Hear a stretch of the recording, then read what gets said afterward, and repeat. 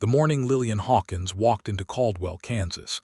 She carried nothing but a carpetbag, a bruise fading yellow along her jaw, and a reputation that had traveled faster than she had.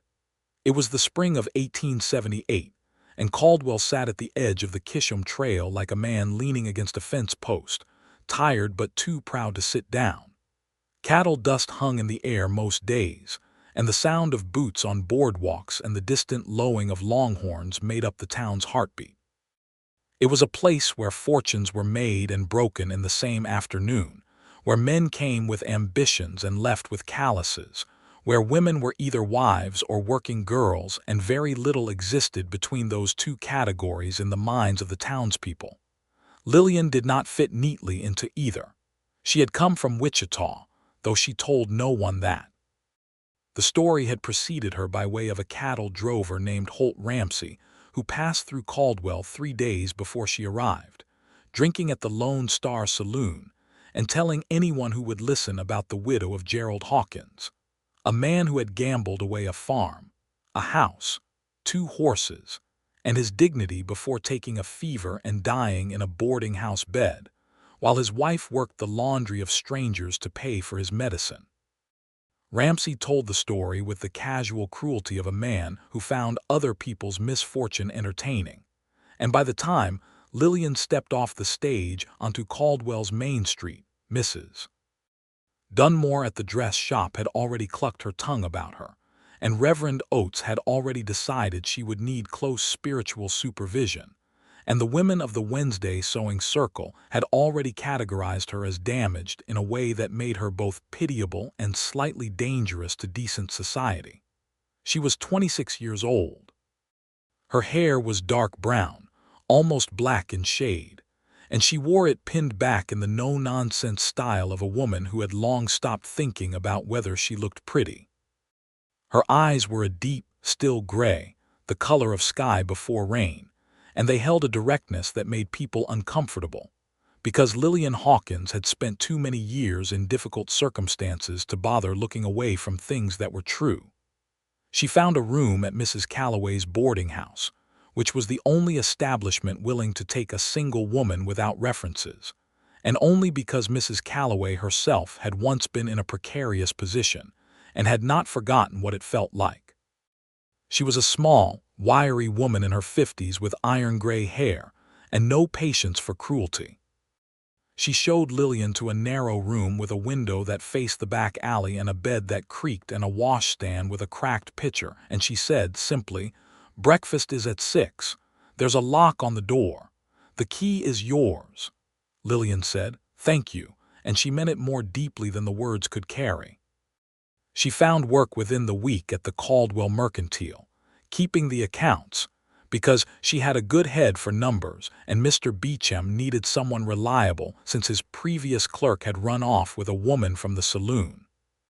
Beecham was a round man with a mustache like a push broom, and he hired Lillian with the distinct air of a man doing a charitable act, reminding her twice in the first day that she should be grateful. She was not grateful to him specifically, but she was grateful for the work, which was different, and she kept the distinction quietly to herself. The people of Caldwell were not unkind in the violent sense. They simply did not include her. Women crossed to the other side of the street not out of malice, but out of a kind of social self-preservation, as though misfortune might be catching. Men tipped their hats and kept walking. The sewing circle did not invite her. The church ladies organized a pie social and did not mention it to her until it was over. It was the particular loneliness of being surrounded by people who had already decided your story and found it too sad or too complicated to want to be part of. Lillian managed. She had been managing for a long time. It was on a Tuesday in early May that Stephen Keene rode into Caldwell, and the manner of his arrival was completely unremarkable, which was itself remarkable, because most men who came to Caldwell came with noise. He came from the south, trailing a small remuda of horses he was delivering for a rancher named Aldous Webb, whose operation sat 40 miles east of town. He was 31 years old and had been a cowboy since he was 17, had worked cattle drives up the Kishom Trail 5 times, had spent 2 winters in Texas and one brutal one in Colorado, and had arrived at a point in his life where he knew himself well enough to be at peace with most of what he found there, and troubled by a few specific things he had not yet solved. Stephen Keene was not a striking man in the showy sense. He was tall but not dramatically so, lean in the way of men who worked outdoors and ate when they could, and spent more energy than they could always replace. His hair was a dark brown going slightly to auburn in the summer sun, and he kept it cut reasonably short. His face was honest, weathered by wind and sun and seasons, with lines at the corners of his eyes that came from squinting at horizons, and a quality of stillness about his expression that was not coldness, but rather the collected calm of a man who had learned not to waste himself on panic. He stabled the horses at Walt Greer's livery, collected his payment from the message Aldous Webb had sent ahead, and decided he would stay in Caldwell for a few days before riding back. He had a small amount of money, enough for a room and meals, and he wanted rest in something other than the company of cattle. He took a room at the Caldwell Hotel, which was a generous name for a 2-story building with thin walls and a dining room that smelled permanently of boiled cabbage. And then he went to the Caldwell Mercantile, because he needed new bootlaces and a tin of coffee, and he was almost out of tobacco. The woman behind the counter was writing figures in a ledger with the focused precision of someone who was running numbers in her head while her hand moved. She did not look up when the bell above the door announced him. She held up one finger in the wordless way of someone who knows they will lose their count if they break concentration, and he respected that enough to wait silently, turning his hat in his hands and looking at the shelves. After a moment she looked up, and he saw her eyes, that particular still gray, and she saw him looking at her with the unhurried patience of a man who was not annoyed at having been made to wait, and something about that registered in a way she did not immediately analyze. "Help you," she said. "Bootlaces," he said. "Brown if you have them, and a pound of coffee ground medium if you can, and tobacco whatever's decent." She moved to fill the order without unnecessary conversation, which he appreciated. He watched her hands, which were competent and quick. He noticed the fading mark along her jaw, the way it had gone from what he guessed had been a deeper color, and he said nothing because it was not his business, and because he had learned that mentioning such things was often worse than not mentioning them. She set his items on the counter and told him the price, and he paid, and then he said, "I'm going to be here a few days." "My name's Stephen Keene, riding for Aldous Webb out east." She looked at him directly. "Lillian Hawkins," she said, "that'll be all for you." "Yes, ma'am," he said. He picked up his items and went to the door and then stopped, because the tobacco tin had a bent lid and he wasn't sure it would seal properly, and he turned back. "Excuse me, do you have another tin of this? The lid on this one doesn't sit right." She came around the counter to look at it and agreed it was warped, and replaced it efficiently, and when she handed him the new one their fingers touched briefly, just the transfer of the tin, nothing more than that, and she was looking at the tin and he was looking at her, and there was a moment that lasted perhaps 2 seconds that was quiet in a very specific way. "Thank you," he said. "Goodbye, Mr. Keene," she said, and went back to her ledger. He walked out into the May sunshine and thought about her gray eyes for longer than he intended. He came back the next day for nothing he actually needed. He told himself he needed a new canteen strap, which was not entirely untrue because the old one was cracking, and he stood in the mercantile, and while Lillian looked for the right size, he asked her how long she had been in Caldwell, and she said several weeks, and he asked whether she had come from nearby, and she said no, and her tone was not unfriendly, but it was not inviting. And he understood that she was a woman accustomed to keeping herself behind glass where people could see her but not reach her. He bought the canteen strap and a small bag of hard candy he did not need and left. On the 3rd day he did not go to the mercantile at all. Instead he walked the town, talked to men at the livery about the state of the cattle market and the upcoming drives, listened to the general conversation at the Lone Star Saloon without participating much, and in the afternoon he sat outside on the hotel porch with a cup of coffee and watched the street. He saw Lillian leave the mercantile at 5 o'clock, the time Beecham closed the shop. She walked with her head up and her eyes forward, with the composed deliberateness of a woman who had decided that if the world was going to watch her, she would give it nothing to pick apart. He watched a woman on the opposite boardwalk turn slightly to speak to her companion and nod in Lillian's direction with that particular expression, the one that combined sympathy and judgment and the smallest pleasure that comes from being the one discussing and not the one being discussed. Lillian did not appear to notice, or if she did, she was too practiced at not reacting to show it. Stephen Keene finished his coffee and set the cup down and made a decision that was not entirely rational, but felt entirely right, the way some decisions do when they rise from somewhere deeper than calculation.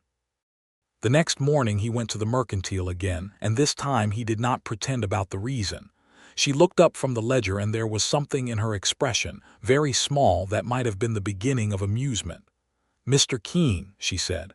"Miss Hawkins," he said, and then corrected himself because he did not know for certain. "Or Mrs. Hawkins."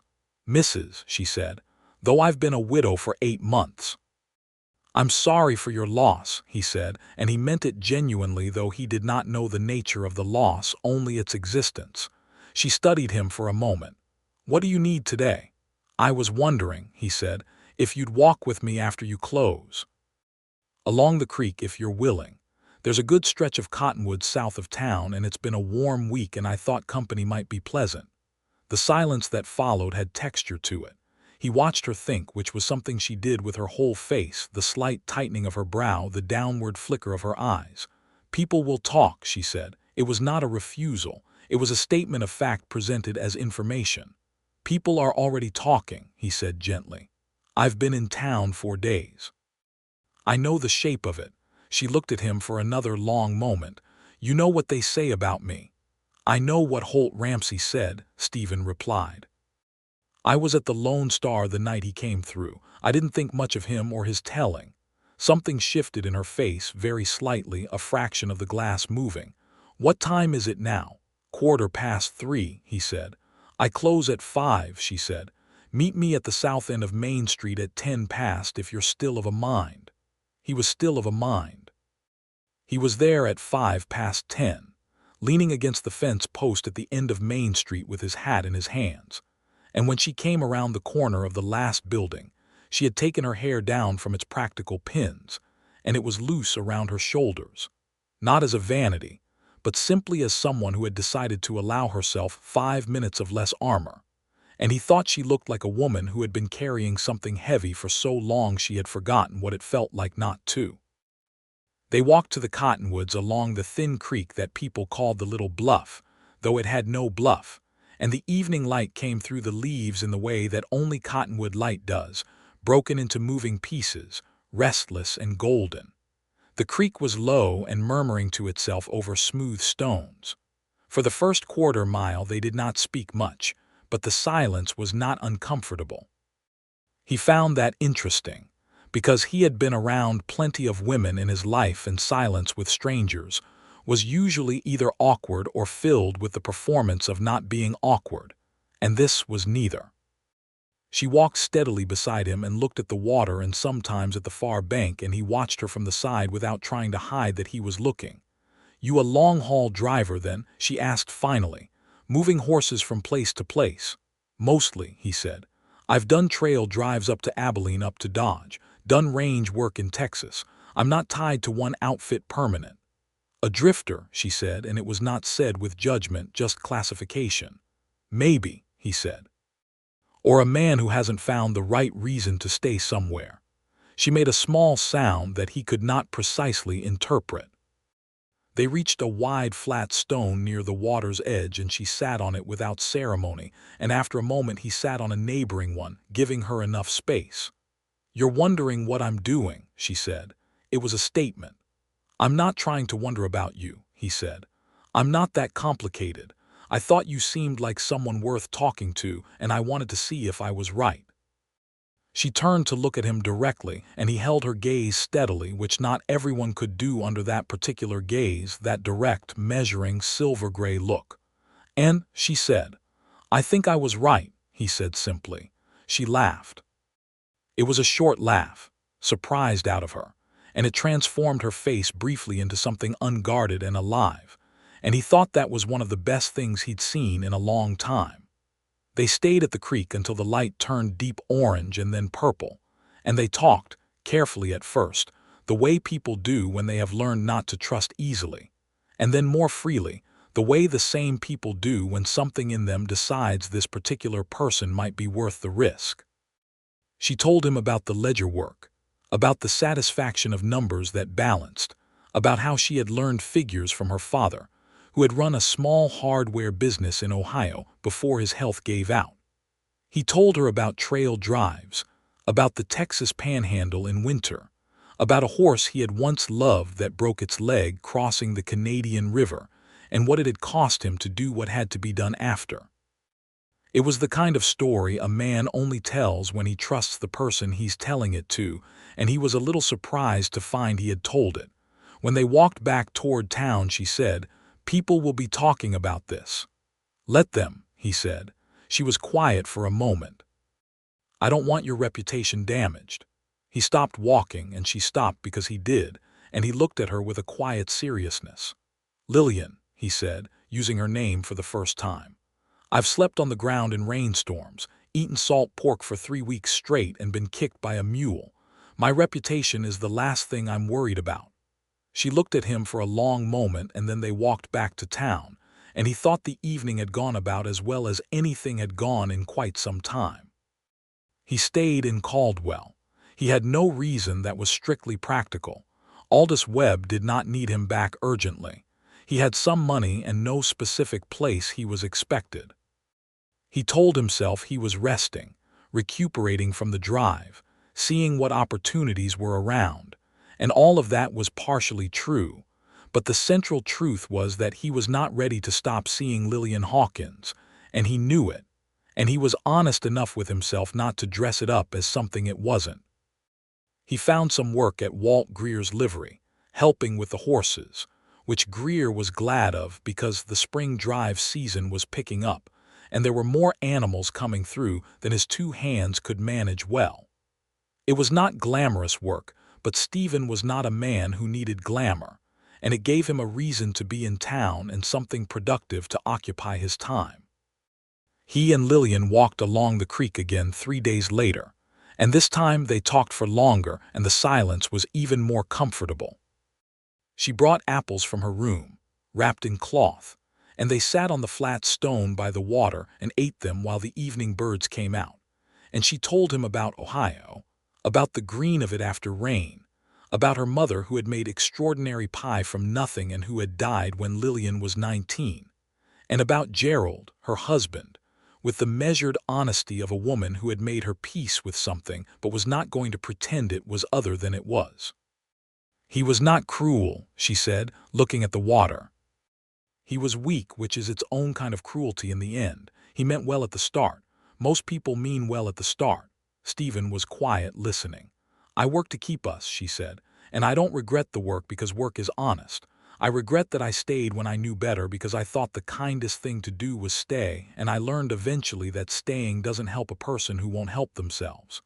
"That's a hard thing to learn," he said. "Yes," she said, "but it's useful." She looked at him then, and he saw that she was reading him the way she might read a ledger, carefully, looking for where things balanced or failed too. He was not uncomfortable under it.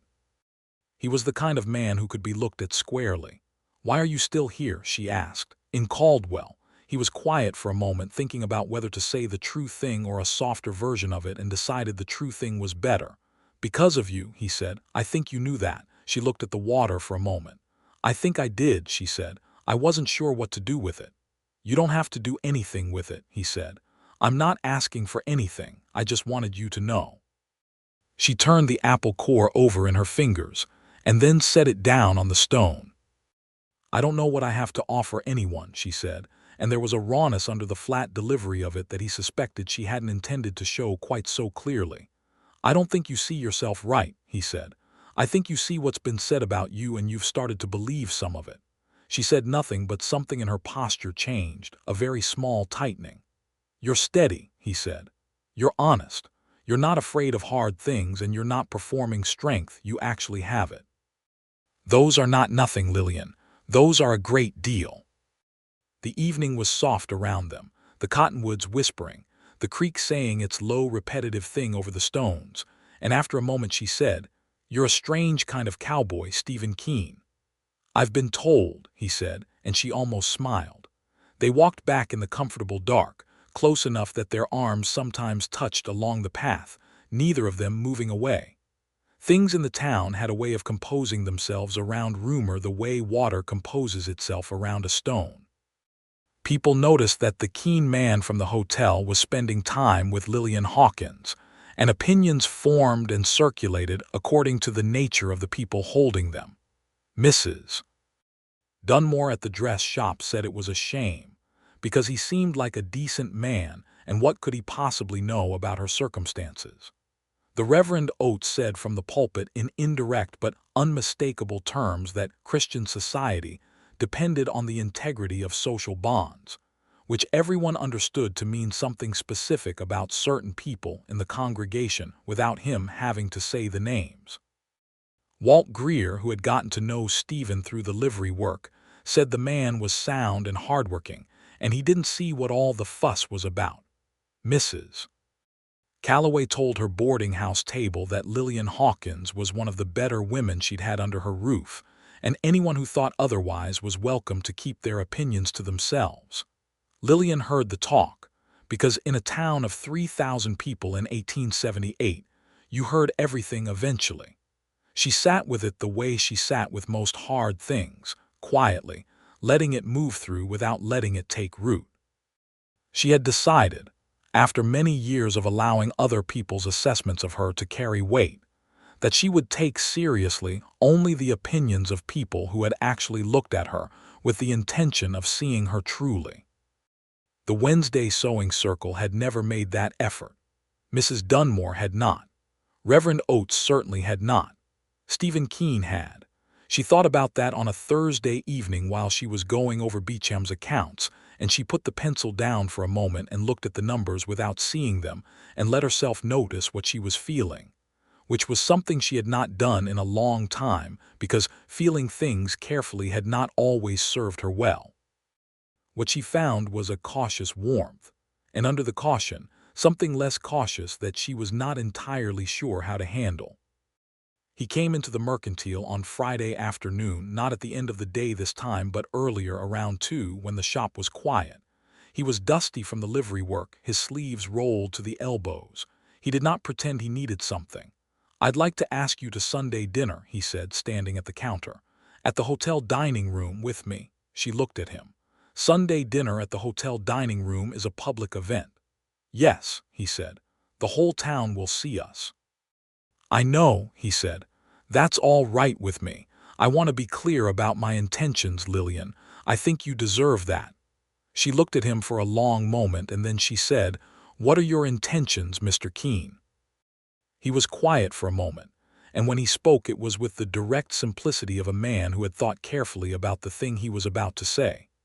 "My intention is to spend as much time with you as you'll allow, and to let whatever is between us grow as it wants to, and to treat you right in the process. I'm not in a hurry. I'm not asking for anything beyond what you're comfortable giving, but I'm also not going to keep coming up with reasons to buy canteen straps." She held the corner of her mouth steady against something. "All right," she said. "Sunday dinner," he nodded. "I'll meet you at noon."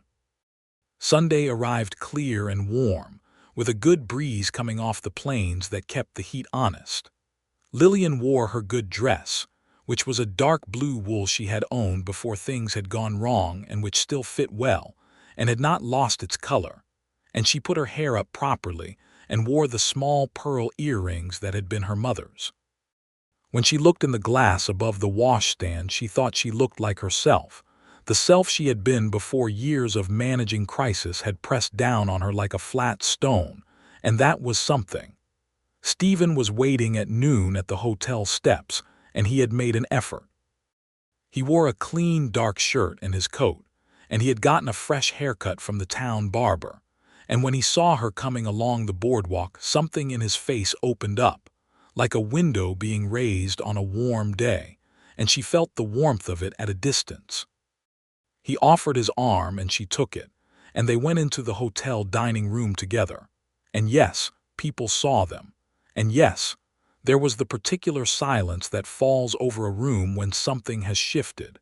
And then conversation resumed around them with a slightly elevated quality that meant people were discussing it, and neither of them acknowledged any of that. They sat across from each other at a table near the window, and Stephen ordered for them both with consideration, asking first what she preferred.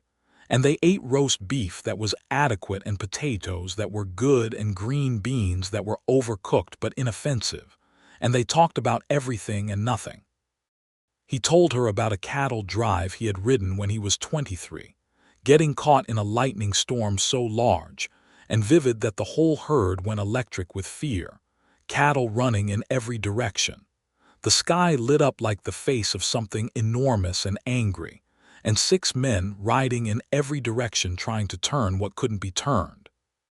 And how after 3 hours they had managed to gather most of the herd, and he had sat on his horse in the dark after, and felt something he could only describe as the absolute smallness of himself against the world, but not in a frightening way, in a way that was oddly peaceful.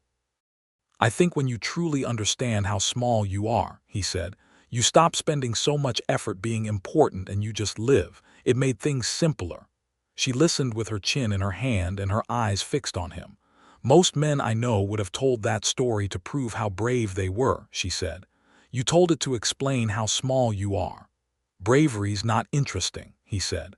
"Understanding yourself is." She smiled at him. A real smile, not the polite contained one she used in the mercantile, but a full one that changed her face entirely, and he held it in his memory the way you hold a match in a dark room, aware of how much depends on it. They were in that dining room for 2 hours, and by the end of it she had told him about Ohio in a way she hadn't told anyone. The specific smell of the apple orchards her father used to take her through. The sound her mother made in the kitchen in the mornings when she was making the day's bread. The exact color of the sky over the Ohio River on October evenings. A particular deep blue that she had not seen duplicated anywhere she had gone since.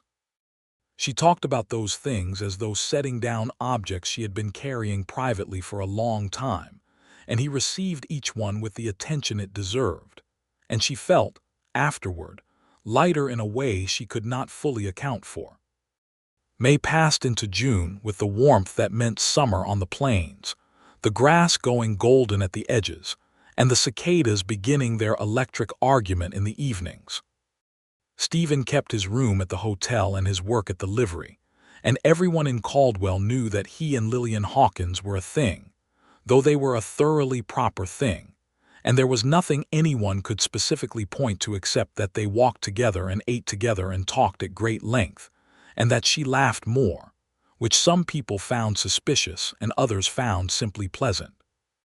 On a Wednesday evening in the second week of June, they were walking along the creek in the last light, and the conversation had lulled into one of their comfortable silences, and Stephen said quietly, "Tell me what you want, Lillian. Not what you think you deserve, not what you think is possible. What you want." She was quiet for a long time, long enough that the frogs started up in the reeds, their evening chorus beginning. "I want to feel safe," she said at last. "Not protected exactly. I can manage for myself, I mean safe inside, not waiting for the next thing to go wrong, not managing, just living." He nodded slowly. "I want a garden," she said, and her voice went softer. "I had one in the first year of my marriage, before things got difficult. I grew tomatoes and sweet peas and a rose bush that came back every year even when I forgot about it. I want that again." "That's not a lot to ask," he said. "It's everything," she said. He thought about that for a moment, the weight of what she was saying, the way those simple things, safety and a garden, contained within them years of their absence. "I've been thinking," he said carefully, "about staying." She looked at him. "In Caldwell," he said, "or somewhere nearby. Aldous Webb offered me a permanent position on his range. Range foreman. It's solid work, steady pay, a cabin on the property." He paused. "I'm telling you because it would change where I am. I wouldn't be drifting anymore, and that matters to me now in a way it didn't before." She understood what he was not quite saying yet. She understood it and felt it settle into her like the first warm day after a long winter, felt it in her chest with a quality that was almost frightening in its size. "I think you should take the position," she said, "if it's what you want." "It is," he said, "but I want to know if I have a reason to be here. A reason beyond the job." She looked at the water, at the way the last light lay across it. "You have a reason," she said quietly. He reached out and took her hand, which was the first time he had done so, and held it in both of his, and they stood by the creek while the frogs sang and the stars came up one by one over the Kansas plain, and neither of them said anything for a long time because nothing needed saying. That was June. In July, things moved with the particular pace of two careful people who had both been hurt by going too fast with the wrong things. He took the position with Aldous Webb. The range was 40 miles east of Caldwell, which was too far for daily visits, but he rode in on Saturdays, and they had Sunday dinners at the hotel and their creek walks when the weather allowed. And he wrote her letters on the weeks he couldn't come, letters in a handwriting that was plain and direct like its author, full of the small details of ranch life that she found she loved to read, the behavior of particular horses, the state of the range grass. Once an observation about the way a sunset over flat land was different from a sunset over hills because you could see the whole arc of the color, not just where it landed. She wrote back on Beecham's stationery with his permission, careful letters that were more personal than she had intended when she sat down to write them, that said things she had not known she was thinking until her pen found them on the page.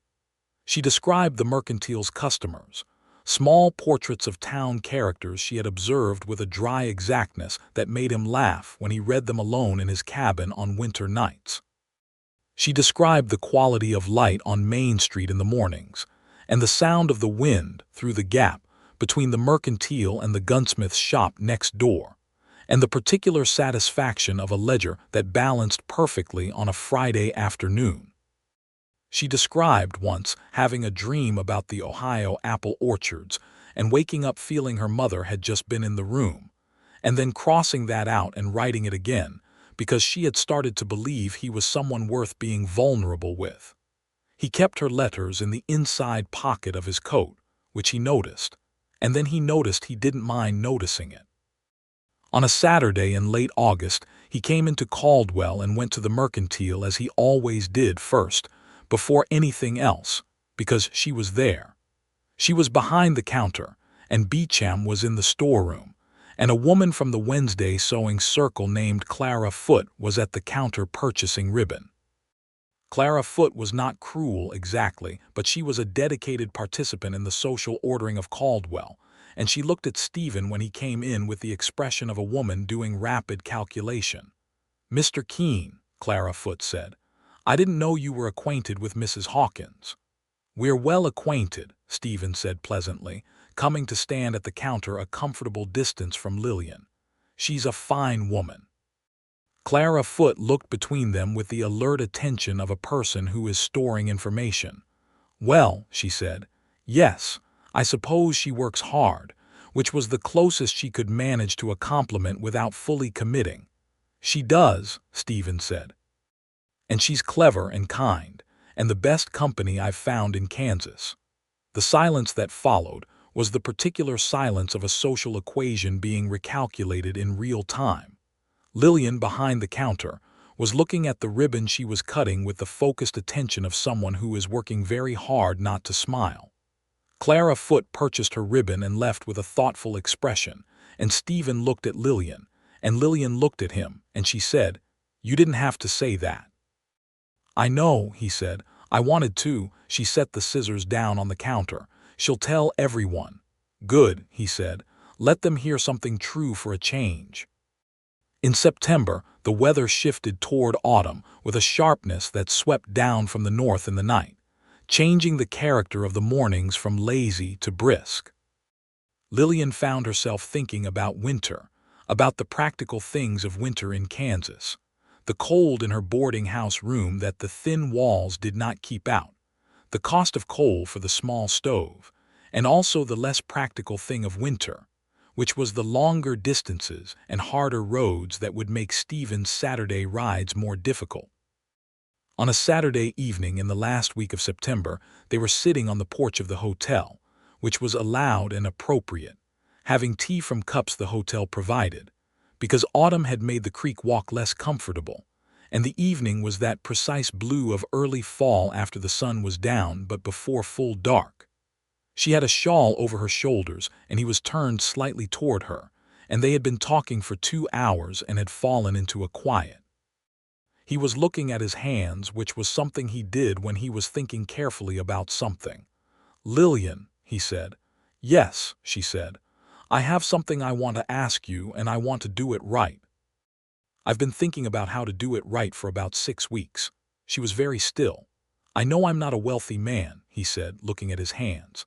"I have a foreman's wage and a cabin on someone else's land and some money saved. I don't have a lot to offer in the material sense, and I know that, and I'm not going to pretend otherwise because you know figures better than anyone." He looked up at her. "But I can offer you a good life, Lillian, an honest one. I can offer you room to breathe. I can offer you a garden." He held her gaze steadily. "I want to offer you my name if you'll have it. I want to marry you." Lillian Hawkins sat with that for a moment that felt wide and deep, a moment that contained inside it all the years of managing and enduring, and the specific loneliness of being a woman the town had given up on, and also this evening and the creek walks, and the letters in his plain, honest handwriting, and the way he had looked at her from the first as though she were entirely worth looking at. "Yes," she said. It was quiet, the word, simple and without performance. But it was the most sincere word she had spoken in years. He let out a breath that she understood had been held, and reached across and took her hand, and held it, and they sat on the hotel porch while Caldwell went about its evening business around them, and everything felt changed in the particular way that good things change things, gently and completely. They were married on a Saturday in October 1878, in the morning when the light was good, and the air carried that particular clean cold that Kansas does in the fall. Mrs. Calloway cried a little and tried to pretend she was not. Walt Greer attended and said afterward it was about time. Aldous Webb, Stephen's employer, rode in himself with his wife Martha, a broad, warm woman who embraced Lillian on introduction as though they were old friends, which was so unexpected that Lillian had to take a breath. Reverend Oates performed the ceremony because he was the town's minister and there was no one else, and he did it with the correct words and without evident warmth, but neither Lillian nor Stephen required his warmth.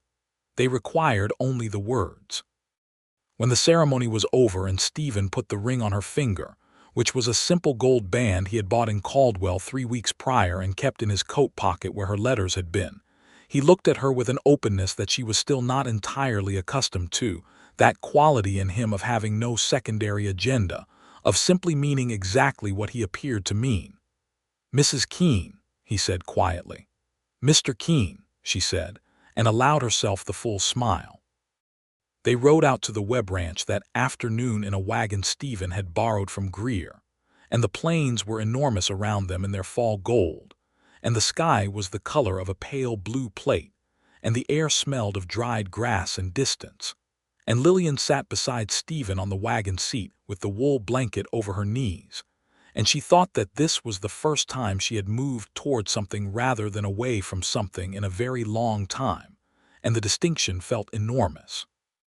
The cabin on the Webb Ranch was small, 2 rooms, with a fireplace in the main room and a stove in the kitchen end, and a narrow porch with a good view east toward the horizon. It was not the boarding house room and it was not the struggling rented space in Wichita. It was hers. theirs. She stood in it that first evening while Stephen built the fire, looking at the walls, thinking where things would go, imagining the space furnished with the small accumulation of a life. She said, "I want to put a rose bush on the east side, in the spring." He looked up from the fire, and she was standing in the center of the room with her good dress on, and her eyes moving across the walls with the focused practicality of a woman building something in her mind, and he thought she was the most alive person he had ever been in a room with. "I'll dig the hole for it," he said. The first winter was cold in the way that Kansas winters are cold, not the wet, gripping cold of Ohio that Lillian remembered, but a dry, flat, enormous cold that came across the plains with nothing to break it, nothing for it to go around, just the direct intention of the North delivered without negotiation. The cabin was warm when the fire was going and less so when it was not, and they learned together the rhythms of keeping a fire fed and a stove hot and water from freezing in the pump. Lillian did not go back to work at Beecham's Mercantile, which was not without its financial consideration, but Stephen's foreman's wage was enough for their needs, and she had other work in the practical sense, the cooking and preserving and mending that a ranch household required, and she found she did not mind it the way she had expected, because it was her own household, her own management, answerable only to her own standards. She also kept the Webb Ranch's accounts at Martha Webb's request, paid a fair amount for the service, and the numbers in a ledger still satisfied her in the way that a thing done precisely satisfies a person who understands precision. She and Martha Webb became genuine friends over that first winter, which surprised Lillian somewhat, because she had grown unused to women who met her on level ground. Martha was a decade older, direct and practical, with a laugh that filled a room, and she had come west with Aldous before there was much of anything in this part of Kansas, and she had built things from nothing, and she understood what it meant to make yourself a home in difficult circumstances.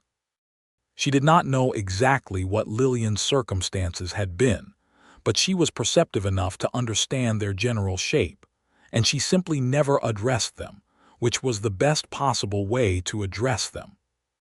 Stephen, in the first months of their marriage, was the same person he had been during their courtship, which Lillian had half expected to change once there was no longer any need to make an impression, and the fact that it did not change was something she found she needed to sit with for some time before she could fully accept it. She had a way, when he was unexpectedly kind or consistent or present, of waiting for the thing underneath it, the reversal or the qualification. It took time for her to understand that there was no thing underneath. He was simply this. He was a man who meant what he said and did what he meant, and he found her company genuinely pleasurable and wanted her to be happy and was not, in any fundamental way, performing any of that. One evening in January, he came in from the range cold and tired, and she had stew on the stove, and he sat down at the table, and she set the bowl in front of him and went to get her own. And when she sat down, he looked at her with that open quality and said, "Thank you. This is exactly what I needed." She looked at him. "It's just stew." "I know," he said, "but it's here and so are you, and those are the two best things." She looked at her own bowl for a moment and then she said, "I'm still learning not to wait for things to go badly." He looked at her seriously. "Take as long as you need," he said. "I'll still be here." She believed him. That was the part that was new. She had heard versions of those words before, but she believed him, which was different, which required something of her, which was a little frightening and also the most hopeful thing she had felt in years. By spring she was sleeping better than she had in years. There was something about the quality of the dark on the plains, the absence of the boarding house noises, the particular silence of open land, that let her go fully down into sleep in a way she had not been able to manage in a long time. She woke in the mornings to the sound of Stephen moving around the kitchen end of the cabin, building the fire back up, starting the coffee, the domestic sounds of a man being quietly useful, and she lay in the warmth of the bed and listened and felt the word home settle into her chest with the weight of something true. She planted the rose bush in April, on the east side of the cabin where the morning light would reach it. She also put in a vegetable patch along the south wall, tomatoes and green beans, and the sweet peas she had mentioned. Stephen dug the beds for her on a Sunday when the ground was workable, turning the hard Kansas soil with the methodical patience of a man who understood that good things take the time they take. She planted the seeds and the small start of the rosebush, and she felt something she recognized after a moment as joy, the simple, unostentatious kind that comes not from the dramatic moments but from putting seeds in the ground and having someone nearby who dug the beds for you. The tomatoes grew. The sweet peas came up leggy and reaching. The rosebush was uncertain for its first weeks, looking more dead than alive, and then in late May it produced 3 leaves, and Lillian went out to look at them and stood there for a moment in the morning light feeling something entirely private and complete. In June, she told Stephen she was expecting a child. They were at breakfast, which was a practical meal, eggs from the 2 hens she had introduced to the property and bread from the batch she had baked the day before. And she said it directly because she had learned that directness was the right register for important things between them. He looked at her across the table, and his face did the thing it sometimes did when something moved through him too large for ordinary expression, a kind of stillness that was not absence but the opposite of it, a very full stillness, and then he said, "Are you well? Is everything all right?" "I'm well," she said. "A little queasy in the mornings, but it's manageable." He reached across the table and took her hand. He didn't say anything for a moment. Then he said, "I'm very glad." "Are you?" She said because she needed to hear it. "Lillian," he said, "I am more glad than I know how to say right now. I'll find the words later. Right now I'm just feeling it." She squeezed his hand. "That's enough," she said. Martha Webb came over that afternoon and Lillian told her, and Martha brought out the good bottle of apple brandy she kept for significant occasions and poured 2 small glasses, and she said, "To that child, who will have 2 of the best people in Kansas for parents, and I don't say that lightly because I've met most of the parents in Kansas." They laughed, and Lillian felt the laugh go all the way through her, light and real. The summer was hot in the way that Kansas summers are hot. A pressing, honest heat with no pretense about it, and Lillian's pregnancy advanced through it with the physical directness of a body doing what bodies do, demanding things and producing discomforts, and also, increasingly, the extraordinary experience of feeling another person move within her, which she found impossible to adequately describe and stopped trying to. Stephen was attentive in an unobtrusive way, managing the harder physical tasks without making a performance of doing so, checking on her with a regularity that was not anxious but simply caring, and bringing her things from his rides into Caldwell, small things, a bag of the hard candy she had started craving, a book from the dry goods store that someone had brought through. Once a bunch of wildflowers from the roadside that were already wilting when he handed them to her, but which she put in a glass of water and kept until they were completely done. She wrote to no one in Ohio because there was no one left to write to. But sometimes in the evenings she told Stephen about the people there, her father, her mother, the neighbors, the specific landscape of the place, and he listened with attention, and she felt that telling him was a way of keeping those people, a way of not letting them dissolve entirely into the past. In early fall there was an incident in Caldwell that touched their lives sideways, the way trouble often does when you think you're past its range. A man came through town asking after Lillian Hawkins, a cousin of Holt Ramsey who had heard the Wichita version of her story and had decided, with the self-serving logic of certain kinds of men, that a widow with a troubled history was a woman who could be taken advantage of in some practical financial sense. Some debt he claimed Gerald Hawkins owed his cousin, which Lillian had apparently not paid. Walt Greer, who had occasion to hear most things that passed through Caldwell, sent word out to the Webb Ranch, and Stephen came into town on a Tuesday, which was not his usual day, and spoke to the man at the Lone Star Saloon. The conversation was not long. Stephen was not a man who used physical threat as his first language, but he had a quality of settled certainty that was, in its own way, more persuasive than any threat, and he explained with complete composure that the debts of a dead man did not transfer to his widow under Kansas law, that any ledger the man produced would need to be verified by the county clerk before it meant anything, and that this particular woman was Mrs. Stephen Keene now. And any future business the man had with her came through Stephen first. The man left Caldwell the next morning. When Stephen came home and told her, she was quiet for a moment, and then she said, "I could have handled it." "I know you could have," he said, "but you shouldn't have to." She looked at him. "There's a difference between taking care of me and taking over." "Yes," he said, "I know. I tried to stay on the right side of it." She considered him. "Did you threaten him?" "No," he said. "I informed him." She almost smiled. "All right," she said. "Thank you," he nodded, and that was all, and she thought that was one of the things about him she valued most, the way he let things be complete without needing to extend them. Their son was born in November 1879, on a gray, cold morning with the first hard frost on the ground, and he arrived with the vigorous protest of a person who had opinions about the temperature. Martha Webb attended as midwife, having experience in the matter, and Stephen was outside on the porch for the hours of the birth, wearing a path in the boards, and when Martha opened the door and said, "A boy, and he's loud about it, which means he's healthy," Stephen went inside and stood by the bed where Lillian was pale and exhausted and entirely undone in the way of someone who has just done something enormous, and he looked at the baby in her arms and then he looked at her. "Are you all right?" "At first, always first. I'm very tired," she said, "and very good." He sat on the edge of the bed and looked at his son, who was small and red and had his fists up near his face as though ready to argue with whatever came next, and Stephen touched the baby's cheek with one careful finger and said, "Hello," in a voice so soft it was barely audible. Lillian watched him. She thought she had never seen him look like this before, this open, this absolutely undisguised. "What do we call him?" he said. They had discussed names but not decided.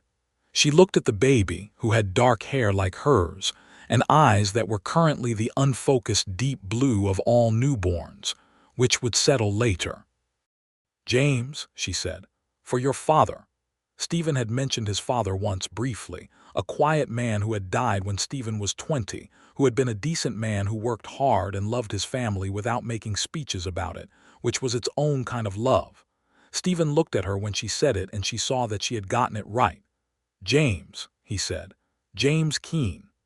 James Keene grew through his first year with the focused determination of a child who has decided to get on with things. He was loud when he had opinions and quiet when he was content, and he showed early the particular attentiveness of a person who is absorbing more than they are producing, watching everything around him with dark, serious eyes that settled eventually to a color that was something between his mother's gray and his father's brown. Lillian found motherhood, like most things she took on, something she did with her whole attention. She was not given to the kind of anxious performance of maternal feeling she sometimes observed in other women, the constant loud declaration of it. She simply loved the child deeply and entirely, and expressed it in the practical language of care, and also sometimes in the evenings when he was sleeping, and she sat by the fire. She would talk to Stephen about him in the specific, detailed way of a person discovering something endlessly interesting. What James had done, what he had noticed, the new sound he had made that morning, and Stephen would listen and add his own observations. And it was a conversation she thought might honestly go on for the rest of their lives. The rose bush on the east side of the cabin came back in its second spring with more certainty than its first, producing 8 blooms by early June, and Lillian cut 2 of them and put them in the glass on the kitchen table. And James, now almost a year and a half old and pulling himself up along every available surface with the concentrated ambition of the nearly walking, looked at the flowers with deep interest and then looked at Lillian, and she said, "Roses." And he made a sound that was not quite the word, but was aimed at it. In the summer of 1880, they made a trip to Caldwell that was longer than the usual Saturday visits, 3 days, because Aldous Webb needed to conduct some business in town, and the whole household went. Lillian walked into the mercantile with James on her hip, and Beecham, behind the counter, had the look of a man confronting an equation he had calculated incorrectly, because the woman who had once sat behind this counter as a charitable hire was now clearly someone's wife, carrying herself with the ease of a person who had found solid ground. He was pleasant to her, and she was pleasant to him, and she bought what she needed and left. She encountered Clara Foote on the boardwalk. Clara Foote looked at her and at James and at the ring on Lillian's finger and at the general quality of Lillian, and something in Clara Foote's expression recalibrated. "Mrs. Keene," Clara Foote said. "What a lovely boy." "Thank you, Mrs. Foote," Lillian said. "He looks like his father around the eyes," Clara Foote said. "He does," Lillian said. There was a pause, and Clara Foote said, "I'm glad things have gone well for you." And she said it with a sincerity that surprised Lillian, because Clara Foote was not an unkind woman, only a conformist one, and the fact that Lillian was now clearly situated in a way the town understood meant that Clara Foote's natural sympathy had room to move. "Thank you," Lillian said, and meant it. Stephen was waiting for her outside, leaning against the post with his hat tilted against the sun, and James, seeing his father, made an enthusiastic and impatient noise and reached toward him, and Stephen took him and set him against his shoulder, and James grabbed his collar with both fists with the satisfied air of someone who has achieved an objective. "Everything all right?" Stephen said. "Very all right," Lillian said, and took his free arm as they walked down the boardwalk together, and she felt the solidity of him beside her, the warmth of the afternoon, the particular pleasure of being in a place that had once made her feel invisible, and feeling visible now, not because the town had changed, but because she had stopped needing the town to see her in order to know that she was there. They ate at the hotel dining room that evening, the three of them, and Stephen ordered the roast beef and Lillian ordered the chicken, and James had soft pieces of bread and mashed potato, and conducted himself with the relative dignity of a toddler, which is to say he was enthusiastic and a little messy and entirely himself. At the end of the meal, when James had fallen asleep against Lillian's shoulder with the sudden totality of small children, Stephen looked at her across the table in the lamplight with that open quality in his face, and he said, "Do you remember the first time we ate here?" "I do," she said. "You told me about the lightning storm. You said most men would have told it to prove how brave they were. And you told it to explain how small you are," she said. "I meant it," he said. "I still do. Small is fine. Small in a good life is fine." She looked at him, and at James sleeping on her shoulder, and at the ring on her finger, and she thought about the woman who had walked into this town with a carpetbag and a fading bruise and a reputation that preceded her. She thought about how that woman had expected nothing, and had been right to expect nothing on the evidence available to her at the time. She thought about how being wrong about that had taken some getting used to. "I thought," she said slowly, "when I came to Caldwell that the best I could hope for was to be left alone, to be invisible enough that people stopped looking at me the way they were looking, to just get through." He listened. "I didn't imagine this," she said. "I didn't let myself imagine anything like this because imagining things had cost me a great deal and I'd stopped doing it. And now," he said, she looked at him steadily. "Now I imagine things again," she said. "That's what you gave me back." He was quiet for a moment, and she saw him receive that, the weight and the meaning of it, and hold it carefully. "You gave it back to yourself," he said. "I just kept showing up until you believed it was safe to." She considered that. "Maybe that's the same thing," she said. He reached across and touched her hand, just rested his fingers over hers, and they sat like that in the hotel dining room while James slept and the lamplight moved and Caldwell went on being itself outside the window, and it was enough. It was more than enough. It was, she thought, the exact size and shape of everything she had not dared to want and had turned out to be entirely possible. The ride back to the Webb Ranch the following afternoon was smooth, the plains golden in the late summer light, the sky that enormous Kansas sky that went up forever, so much sky you sometimes felt it was pulling at you. James was in Lillian's lap wrapped in a blanket, asleep again with the reliability of a child who finds travel soporific, and Stephen drove the wagon with one hand on the reins and the other resting on the seat between them, and she put her hand over his. "I've been thinking," she said.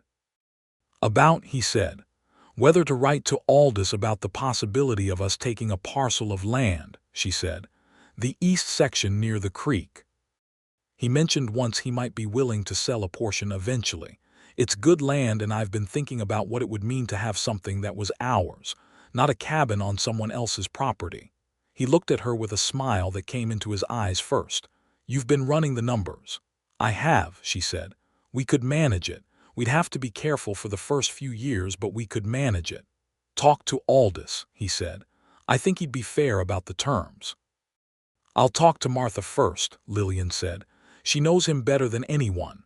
He laughed at that, and she did too, and James slept on. She did talk to Martha, and Martha said Aldous had in fact been thinking about selling the east parcel because he was consolidating his operation toward the North Range, and the east land was good but unused, and she thought he'd be reasonable about terms. Aldous Webb was indeed reasonable. He was a man of his particular generation and place who did not have many speeches in him, but had a fundamental fairness that made him trustworthy in business. And he and Stephen negotiated terms over 2 evenings at the kitchen table, with Lillian sitting across from them with the account books, raising points where the numbers required it, until they had a written agreement that was fair to all parties. They broke ground on their own house in the spring of 1881, on the east parcel, near the creek that wound through the property. It was not large. They could not afford large, but it was planned carefully. 4 rooms with a proper kitchen separate from the main room, and a porch on the south side that would get the afternoon shade, and a space to the east of the house where Lillian intended to move the rosebush and expand the garden considerably. Stephen built much of it himself over the course of that spring and summer, with Walt Greer's son Tom helping on the heavy work, and Aldous Webb lending labor on the framing days, because that was still the way of things in that part of Kansas. The mutual labor of a community that knew its own survival depended on cooperation. Lillian cooked for the work crews and kept James occupied, and also had her own opinions about the construction, about where the windows faced and how wide the doorways were. And Stephen was genuinely interested in her opinions, because the house was hers as much as his, and he built it accordingly. They moved into the new house in October 1881, 3 years after their wedding, and the feeling of it, of walking into rooms that were the direct result of their own accumulated decisions and labor, was something Lillian did not fully trust until she had been in it for 2 weeks and still woke up in the same place every morning. James, now 2, investigated every corner with the thoroughness of a property inspector, and declared the porch his favorite location, which was the correct opinion. She moved the rosebush to its new place on the east side of the house. It survived the move, as it had survived its first uncertain spring, which was beginning to be its pattern. The following years accumulated the way good years do, not in drama, but in the build-up of ordinary things that turn out, when you look back at them, to have been the most important things. James walked and talked, and then ran and then argued, developing the particular combination of his mother's directness and his father's thoughtfulness, which made him very interesting to talk to by the time he was 4. He followed Stephen around the property with the dedicated attention of someone apprenticing themselves to someone they admire, and Stephen answered every question with patience and seriousness, treating a 4-year-old's question about why the sky was a different blue at sunset than at noon with the same respect he'd give an adult's question, because he believed children deserved respect. In 1882, Lillian discovered she was expecting again, and told Stephen at breakfast again, which was becoming their tradition for important news delivered over eggs and bread, and he looked at her with the same quality of fullness he had the first time, only this time he also said, "James is going to be completely insufferable about this."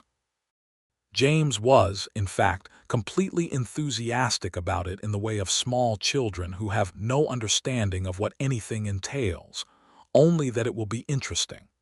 The second child was born in January 1883, in the new house, in their own bedroom, which felt like a significant improvement over every previous arrangement.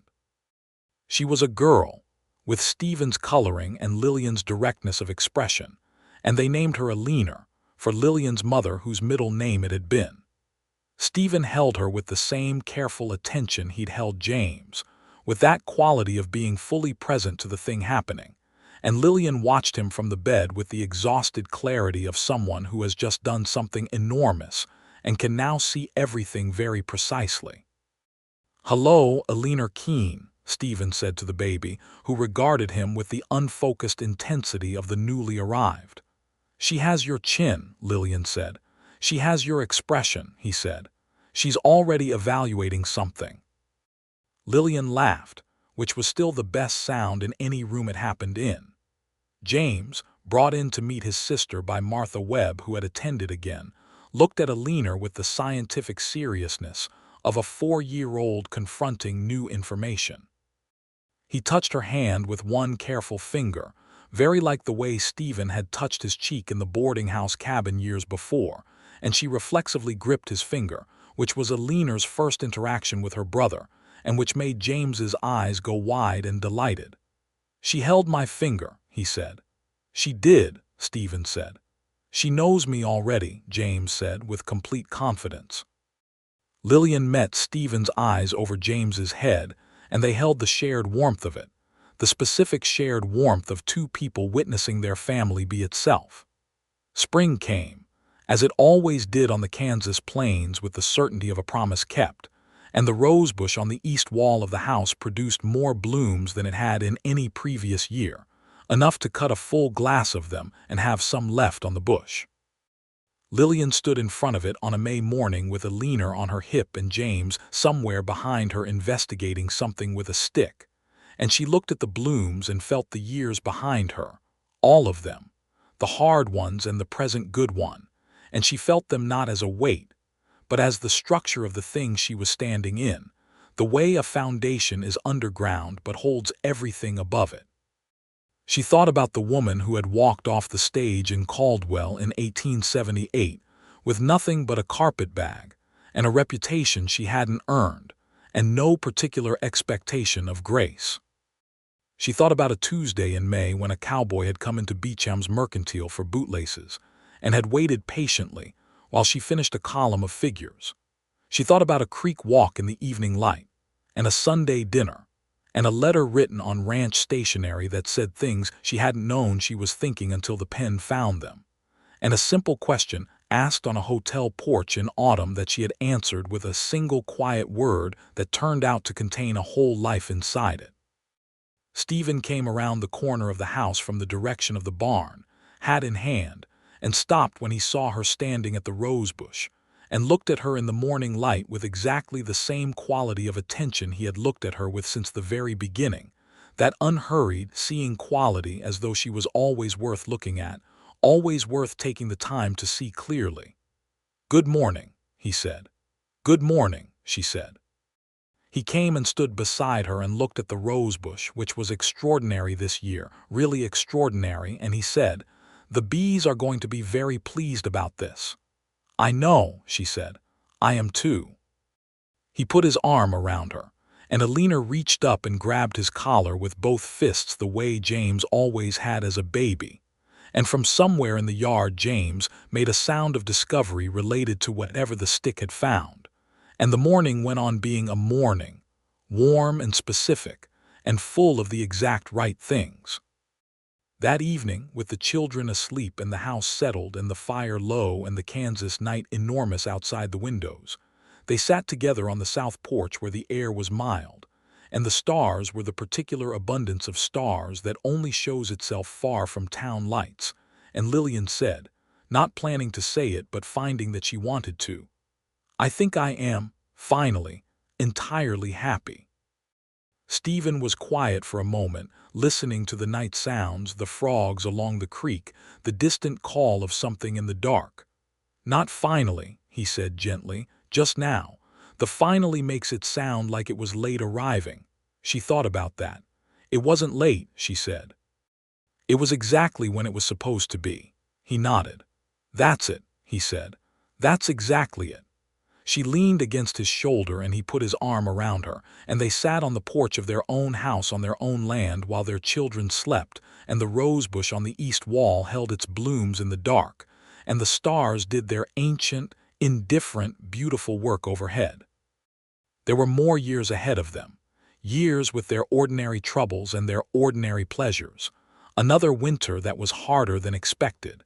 A dispute over the east fence line with a neighboring parcel that Stephen resolved with the same settled patience he brought to most things. A summer when the creek ran low, and the garden suffered, and Lillian replanted the sweet peas in September when the rain returned. A year when Alina, at 3, developed a chest illness that frightened both her parents thoroughly and then resolved, leaving everyone older and more grateful.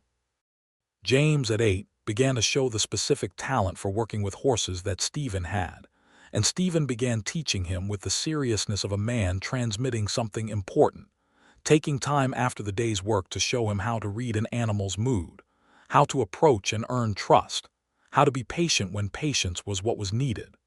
Lillian expanded the garden year by year, adding beds, trying things, succeeding at some and learning from others.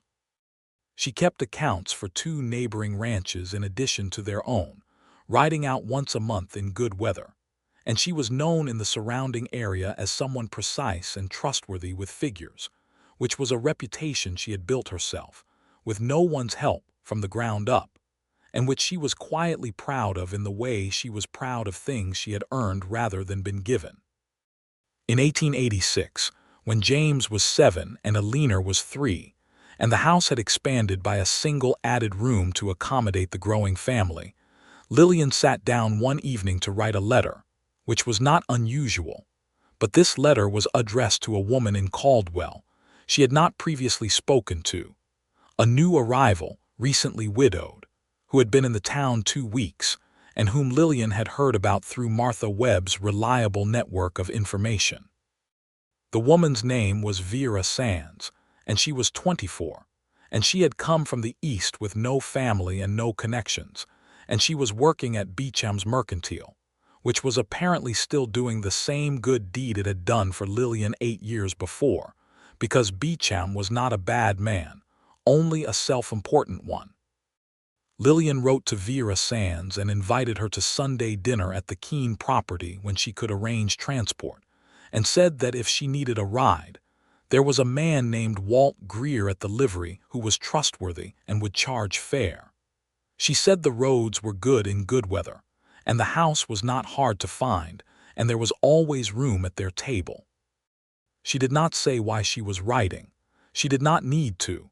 She thought Vera Sands would understand, one way or another.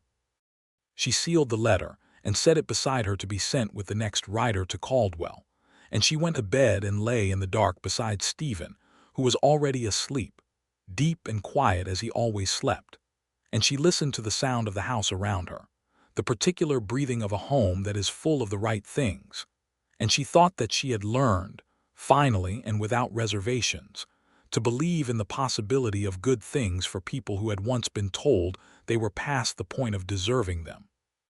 She thought that if she had any one thing to give to Vera Sands, or to anyone who came after her in similar circumstances, it was the knowledge that the town giving up on you was not the same thing as the world giving up on you, that one cowboy with bootlaces and patience, and a genuine quality of seeing could change the entire horizon, not because he saved you, but because he was honest enough to see you clearly and consistent enough to keep showing up until you believed it was possible to be seen.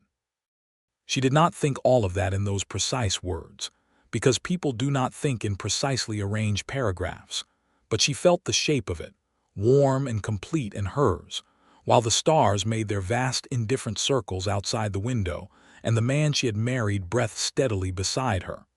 And inside the house, their children slept the deep, perfect sleep of children who did not know yet that they were lucky, which was the greatest luck of all. In the morning she would get up before the children and build the fire and start the coffee, and Stephen would come in from checking the animals, and she would hand him a cup, and they would stand at the kitchen window for a few minutes in the early quiet, looking out at the east where the light always came from, and the rose bush on that side of the house would be there in the dawn, doing its steady, patient, recurring thing. The kind of love that is not fireworks but foundation. The kind that is built in small decisions and kept in daily ones, in showing up and listening and building the fire and digging the garden beds and writing the letters and taking the position that kept you in a place, because the place had become worth staying in. The kind that is not given but grown slowly, from two people who were careful and honest and finally brave enough to reach toward the thing they wanted rather than away from the thing they feared.